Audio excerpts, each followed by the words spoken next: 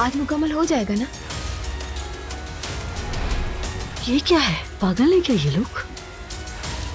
अम्मी ये देखिए। या अल्लाह, खिंजीर है ना ये? अभी तक बच्चों का कमरा नहीं देखा तुमने? यकीनन वॉलपेपर्स बहुत खूबसूरत होंगे। आओ अजलान, किसने किया ये हाल? ये क्या? वॉलपेपर है ना? और से देखो इसे। एक तो मुझे ये समझ में नहीं आता, तुम्हारी माँ ये जानबूझकर करती है ना हमारे साथ। ये जो खंजीर है ये हमारे दीन में हराम है, और मेरे माँ बाप दीनदार लोग हैं, उन्हें ये दीवार पे नहीं अच्छा ये लगा। पहले मैंने चूज किया है, फिर मॉम ने पसंद किया। समझ आ रही है तुम्हें? और तुम मेरी मॉम के बारे में बात करने से पहले अपनी अम्मी को देखो। ये घर उन्हीं का है, तमीज से बात करो। कभी कोई जानवर, कभी गुनाह, कभी कुछ और।